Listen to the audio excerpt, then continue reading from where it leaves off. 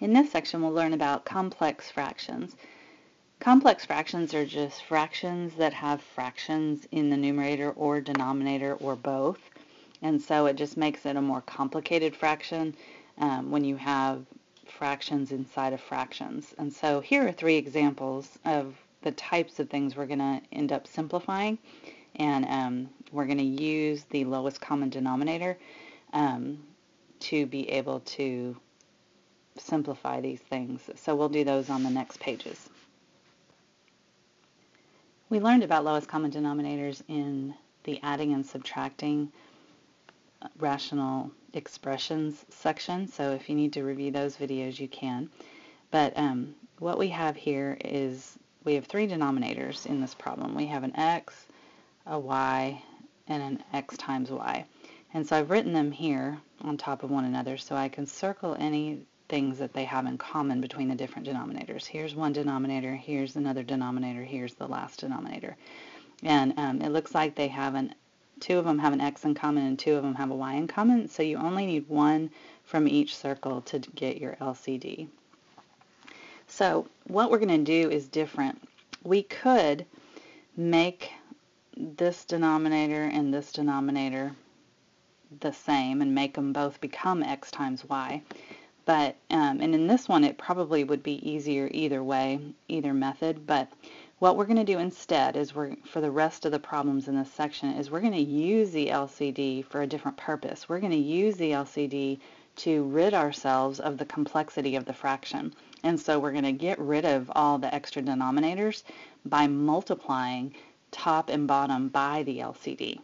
And so this is just a trick that helps us to get rid of the complexity of the fraction. So what we're going to do is we're going to multiply the top and the bottom by the LCD rather than trying to get them to become the lowest common denominator. So we're going to take that LCD, and as long as you do it to top and bottom, it makes it okay because you are just multiplying by a form of 1. And then we're going to distribute this, because it's got two parts to it, to each one. And so let me show you another way that you could write it. Since I know that the XY LCD is going to distribute to every term on top and every term on bottom, sometimes it's easier just to write it next to each one. So xy times that, xy times that, and xy times that. And notice I write it towards the numerator, not the denominator, because what we're going to do on the next step is we're going to cancel out any common factors within each term that we're dealing with. We're really dealing with three terms in this one. And so we're going to scratch off the x and the x. We're going to scratch off the y and the y. Since they're connected with multiplication, you can take pieces out like that. And then you've got your x and your x and your y and your y on this one. So what that leaves is, in the first circle we have a 1y, so that's just y.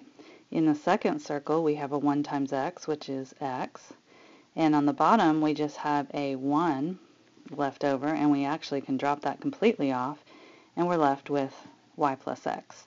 And you could write that in alphabetical order if you wanted and say x plus y. But that is your answer. That's simplified. And so it's a lot easier to use the LCD for a different purpose. Don't make them all become that LCD, but use the LCD to multiply the top and multiply the bottom by that LCD, and it will make all the complications of the fraction go away. It'll basically cancel out all the denominators of the little fractions and leave you with something that's just one expression that might be still a fraction, but it'll only be one fraction instead of multiple fractions. Okay, our second example has a 2 as one of the denominators and an x minus 4 as the other denominator. And so I wrote those out to the side here, and they don't have any factors in common. They can't be factored anymore, and so since they're both prime, you've got one of each that you need, and there's no matches. So basically you just need one of each. So your LCD is 2 times x minus 4. And it's fine just to write it like that. You don't have to distribute it. It actually is better if you leave it factored. And so what we're going to do is we're going to multiply the top by 2 and x minus 4.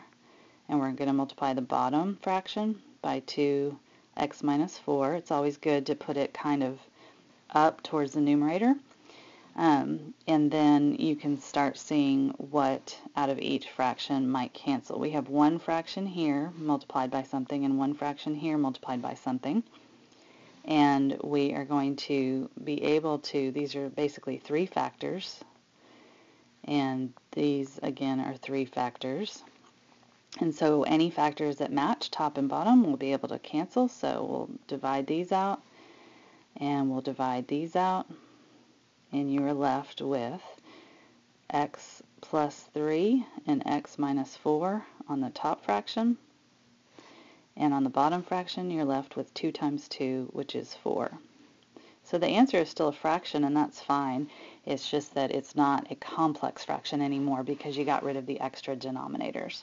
So again, the key was multiplying the LCD by the top and the bottom fractions so that you can cancel out all those extra denominators. On the third example, I tried to pick a pretty complicated one so that you could see kind of worst case scenario. So basically we have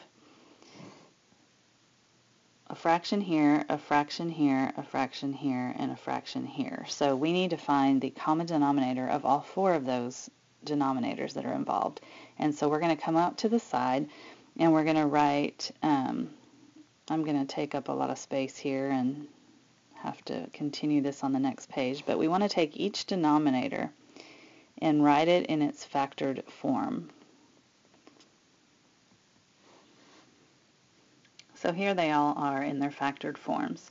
If there's a DCF, take that out. If it's a difference of squares pattern, you can do that.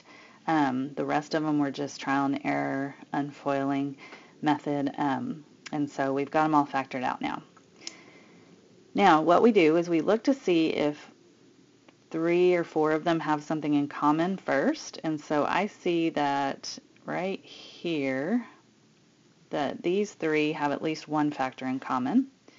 I'm going to switch up colors so you can kind of track me here. And then also it looks like these 2 have an x minus 1 in common. And then I don't see anything else that we could circle that the different denominators have in common, so we're going to take the rest of them and just individually circle the rest of the factors. So there's one here, and one here that hasn't been circled yet. So what we need is one factor from each circle. So from the green circle, we just need one of those x minus 2's. And from the purple circle, we need one of those x minus 1's. You just need one thing from each circle set. And then we've got another x minus 1 that we need from the red circle here. And then we need an x minus 2 from this single circle, and we need an x plus 2 from this single circle. So that all multiplied is your LCD. And so that's an interesting LCD, but I promise that this method will be easier than if you tried to get them all to become common denominators and that you added them and all that. This is going to be an easier process, even though the LCD is kind of a nightmare. So let's rewrite this in its factored form, and then let's put this LCD next to each fraction and see what cancels. Okay, up here in the corner I have a screenshot of the previous page so we could see what all the factors were, and we can also see what the LCD is. And so what I've done is I've rewritten the original problem with its new factored versions of the denominators, and then I'm going to take each of the 4 fractions and I'm going to multiply them by the LCD. And so I'm going to put all 5 factors up here, and I'll just stick this one up here because I can't fit it. And normally they'll never be this big, but I wanted to give you again worst case scenario, and I want to do all 5 factors here, and I want to do all 5 factors to this one, and I want to do all 5 factors to this one. So we're basically just writing this LCD next to each fraction. So let me take a minute to do that. Okay, so I've written the LCD next to each fraction, and again, you put it towards the numerator, not the denominator, because you're trying to get things to cancel out from the denominators. So in that one, those cancel, and in this one, these cancel, and these cancel, and you divide out those, you divide out those, you divide out those, and you can divide out that last one. So let's put on the next page what we have left. So you can see after I canceled out the extra denominators, we have a fraction that's not complex anymore because it doesn't have any fractions in the numerator or fractions in the denominator. Now there's more simplification that you could do to this one, but since you're probably not going to see one this complicated, I'm just going to leave it like this and not take the time to simplify it any further. Now we're going to do one more example on the next page that's a little more in line with probably the level that you'll have in homework problems. So let's do one more example that's a little bit easier than that one. Okay, in this one we only have x plus 4 is our only denominator besides potentially 1.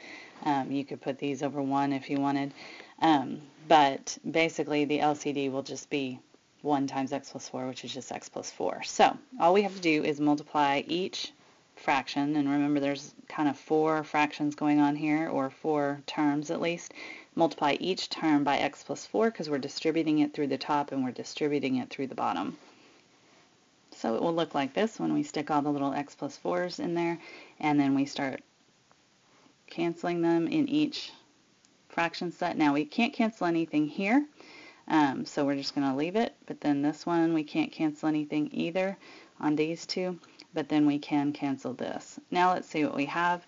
We'll drop the 1 denominators just because they're not useful, so we'll write what we have left. And this is what I have left from each circle after we canceled. So this is one that is simple enough that we can simplify it up a little bit more. So we're going to distribute this.